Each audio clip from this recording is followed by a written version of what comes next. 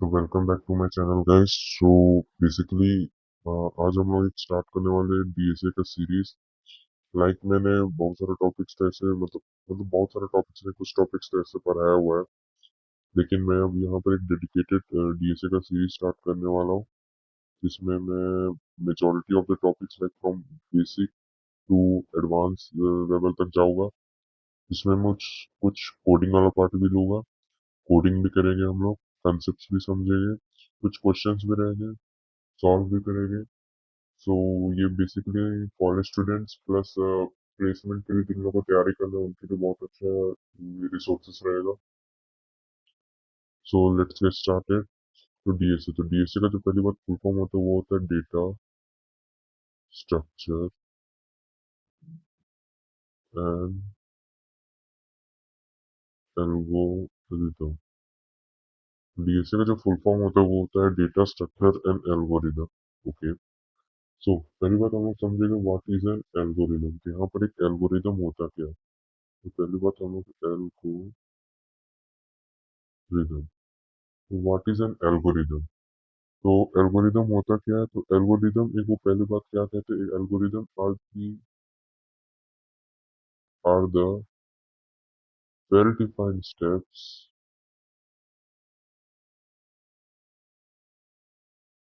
To solve a particular problem. तो algorithm होता क्या है। तो बेसिकली एल्गोरिदम जो होता है, मान लो कि हम लोग को कोई प्रॉब्लम सॉल्व करना है। लाइक फॉर एग्जांपल मुझे गूगल पर जाके कुछ सर्च करना है। फॉर एग्जांपल मुझे गूगल पर जाके अपना चैनल को है सर्च करना है, लाइक ज्ञान जंक्शन। तो मैं क्या करूँगा, पहले मैंने स्टेप्स क्या करूँ, पहले मैं अपना पीसी को ऑन करूंगा, मैं जाऊंगा गूगल क्रोम पर और वहां पर जाके सर्च करूंगा youtube.com। वहां पर मैंने ज्ञान जंक्शन सर्च किया तो ये हो गया। तो जो जो ये स्टेप्स फॉलो होता है, ये जो वेल और ये जो स्टेप्स है वेल डिफाइंड है। लाइक मुझे पीसी ऑन करना है और फिर उसके बाद गूगल का वहां जाना है, वो खोल गूगल क्रोम में जाना है, वहां पर यूट्यूब सर्च करना है, फिर वहां पर उसका सर्च बार में यूट्यूब का सर्च बार में जाके वहां पर अपना चैनल का नाम सुना। तो ये वेल डिफाइंड स्टेप्स है। तो ये जो हो गया, तो ये मुझे एक प्रॉब्लम का जो है सॉल्यूशन जो है बता रहा है। ओके,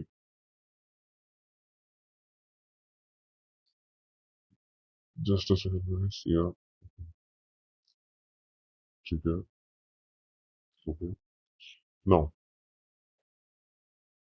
अब ये होता है, फॉर एग्जांपल इसको ऐसे समझ लो कि इनपुट होगा, हमने कुछ इनपुट लिया, बीच में वो जो है वेल डिफाइंड स्टेप्स आ रहा है,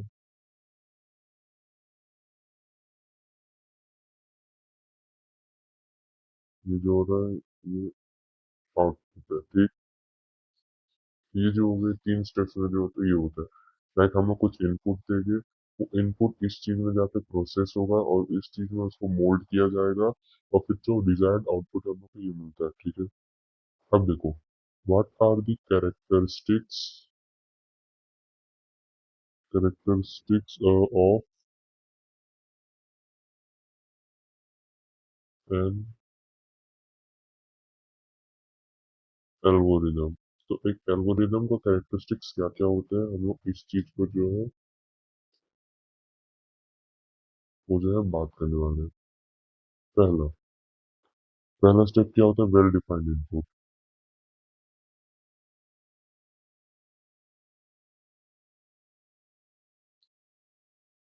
वेल डिफाइंड इनपुट का मतलब, हमें, जैसे कि मुझे अगर मेरे चैनल को सर्च करना है तो मुझे चैनल को अपना पूरा नाम देना चाहिए। मतलब मैंने पूरा नाम लाइक ज्ञान ही ना दूं या फिर जंक्शन ही ना दूं, मुझे पूरा लिखना चाहिए ज्ञान जंक्शन। तो एक वेल डिफाइंड इनपुट है। मैं ज्ञान दे दूं तो वो भी एक वेल डिफाइंड नहीं है, मैं जंक्शन दे दूं तो वो भी जो वेल डिफाइंड नहीं है। ठीक, उसके बाद वेल डिफाइंड आउटपुट। और वेल डिफाइंड आउटपुट का मतलब क्या होता है। तो वेल डिफाइंड आउटपुट का मतलब यहाँ पर ये होता है कि फॉर एग्जांपल मुझे जो है आउटपुट जो है, मुझे डिजायर्ड आउटपुट जो है मिल रहा है। मैं अपना चैनल को दे दिया, चैनल का नाम दिया ज्ञान रक्षा। अब मुझे वहां से जो है मुझे वेल डिफाइंड आउटपुट, मुझे वहां से भी अगर डिजायर्ड चैनल को मुझे आउटपुट जो मिल रहा है, यहाँ पे ये हो गया। फाइनाइटनेस।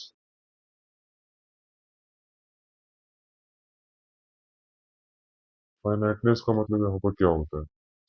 तो फाइनाइटनेस का मतलब हम लोग यहाँ पे ये करेंगे, मतलब जो नंबर ऑफ द स्टेप्स वो फाइनाइट है, मतलब देयर आर नॉट कि मतलब इनफाइनाइट स्टेप्स चल रहे कुछ या कुछ ऐसा रहे। यहाँ पर 3 to 4 to 5 स्टेप्स या मैक्सिमम मैक्सिमम एक एल्गोरिदम में कुछ 10 to 12 स्टेप्स होते हैं। वो फाइनाइट स्टेप्स होने चाहिए, क्लियर होने चाहिए। मतलब एवरी जितना भी स्टेप्स है वो क्लियरली डिफाइंड होना चाहिए, मतलब इजीली अंडरस्टैंड होना चाहिए, मतलब कोई भी उसमें हिडन नहीं होना चाहिए। तुमको तुमको ब्राउजर खोलना है, ब्राउजर खोलना है तो कौन सा ब्राउजर है? Google Chrome. तो हम लोग ने ये भी डिफाइन किया कि कौन सा browser, Google Chrome browser open करना है। ये हो गया। Six sorry fifth, practical. Practical like in the sense मैं बोल दूं कि जाओ अपना कंप्यूटर में कोई सुपर कंप्यूटर खोजो, उस पर जाके खोलो। तो सुपर कंप्यूटर सबके लिए एक्सेसिबल नहीं होता है। ये भी एक चीज हो गया, मतलब प्रैक्टिकल होना चाहिए, मतलब फिजिबल होना चाहिए, सो दैट कि हम लोग उस चीज को इम्प्लीमेंट कर सके। कोई एक एक्स्ट्रा ऑर्डिनरी आइडिया लेके कोई भी नया या फिर एक्स्ट्रा ऑर्डिनरी स्टेप आ जाए जो सबके लिए एक्सेसिबल ना हो, तो ये जो है चीज फिजिबल नहीं है। तो हर चीज प्रैक्टिकल होना चाहिए। अब देखो, मान लो कि मल्टीपल स्टेप्स है, ठीक। फॉर एग्जाम्पल मेरा जैसे कि मुझे अगर चैनल ढूंढना है तो मुझे मेरा चैनल सर्च करना है, तो एक ए तरीका है, एक बी तरीका है, ठीक। पहला तरीका में यह है कि मैं अपना पीसी ओपन करूंगा। यहाँ ये तरीका पीसी ओपन किया, गूगल क्रोम पर गया, वहां पर यूट्यूब पर गया,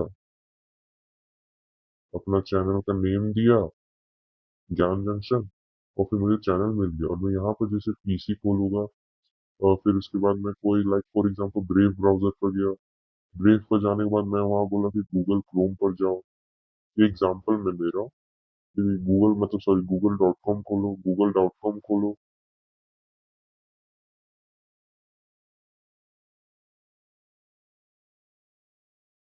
गूगल डॉट कॉम खोलो, फिर वहां पर मैं यूट्यूब सर्च करूँ।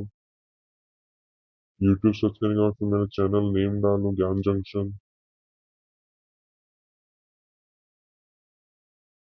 और फिर उसके बाद फिर मुझे मेरा आउटपुट मिलेगा।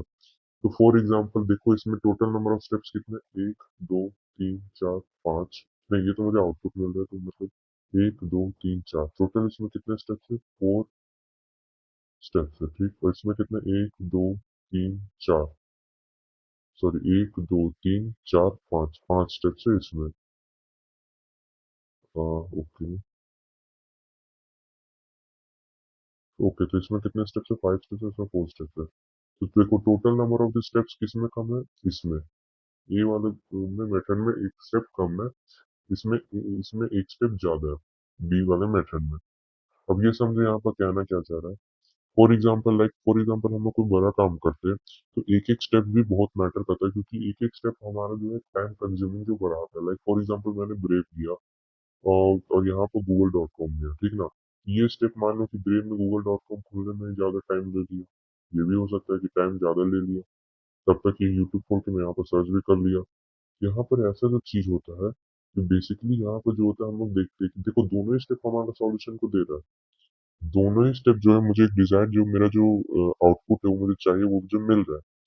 लेकिन इसमें सबसे कम टाइम कौन ले रहा है, सबसे कम एफर्ट किस में लग रहा है? तो स्टेप एल्गोरिदम ए में, इसमें ले रहा है ना कम टाइम। सबसे बेस्ट मुझे क्या लगा, तो मैं क्या चुनूंगा? मैं एल्गोरिदम ए के साथ जाना चाहूंगा, क्योंकि इसमें मेरा टाइम की बचत हो रही है। बेसिक तो चीज यही है कि हम लोग को टाइम बचाना है, तो इसीलिए मैं इसको लेके जो है आगे चल रहा हूँ। तो जैसे मैं आ गया यहाँ, तो हम लोग इसी को बोलते हैं, हम लोग और इसी को हम लोग बोलते हैं परफॉर्मेंस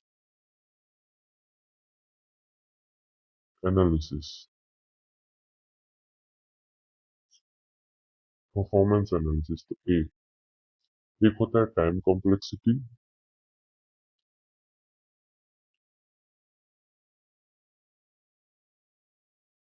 एक होता है स्पेस कॉम्प्लेक्सिटी। मतलब परफॉर्मेंस एनालिसिस में मेजरली हम लोग यही दो पार्ट पे जो है डील करते हैं।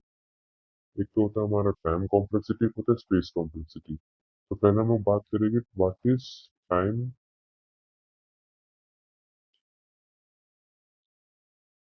कॉम्प्लेक्सिटी। तो हमारा जो है टाइम कॉम्प्लेक्सिटी जो है होता क्या है, तो हम लोग इस पर बात करेंगे। तो इट इज द अमाउंट, देखो, तो amount of time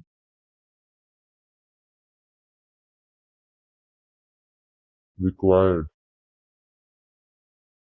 bye an algorithm, मैं इसको एल्गो ही लिख देता हूँ, algorithm, to run to its completion as an input size n, इसको बोलते हैं time complexity. For example, time complexity होता है क्या, तो मान लो कि एक एल्गोरिदम को रन करने में कुछ 3 to 4 सेकेंड्स ले रहा है, तो ये इसका टाइम कॉम्प्लेक्सिटी बिल्कुल नहीं होता है।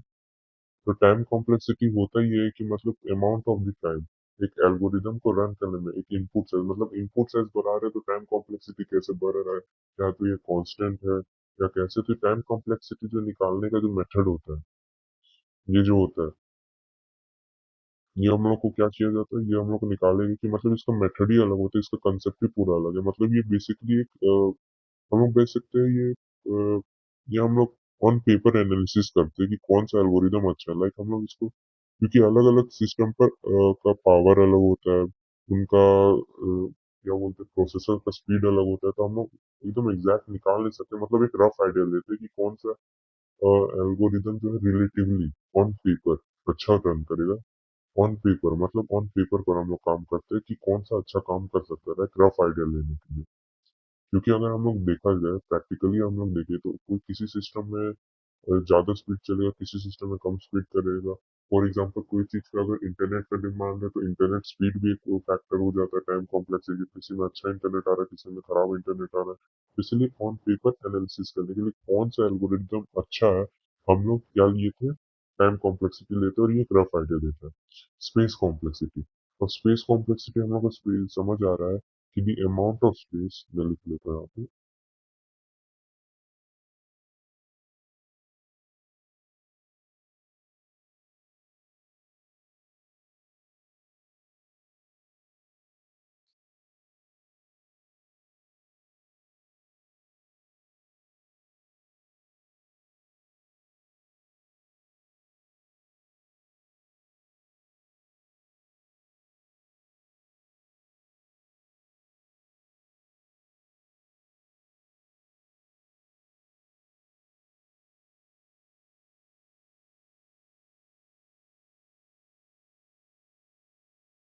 तो स्पेस कॉम्प्लेक्सिटी मतलब मेरा जो एक एल्गोरिदम है, कितना स्पेस चाहिए उसको, सो दैट कि वो अपना जो एल्गोरिदम है वो एक्स्ट्रा और बढ़ा सके। तो उसको हम लोग बोलते हैं स्पेस कॉम्प्लेक्सिटी। मतलब उसको कितना, मतलब ये रन कर सके टू इट्स कंप्लीशन, तो उसको हम लोग बोलते हैं स्पेस कॉम्प्लेक्सिटी। तो यहाँ पर ये हो गया गाइस। तो आज के लिए हम लोग इस वीडियो को बहुत ही छोटा रखें, क्योंकि ये पहला हमारा पहला वीडियो है। सो दैट कि इसमें हम लोग बेसिक्स क्लियर करेंगे और फिर आगे बढ़ेंगे। फिर उसके बाद टाइम कॉम्प्लेक्सिटी निकालने में सबसे ज्यादा दिक्कत आता है, इस कॉन्सेप्ट पर हम लोग ज्यादा फोकस करेंगे। स्पेस कॉम्प्लेक्सिटी थोड़ा इजी होता है। So thank you guys, thank you so much.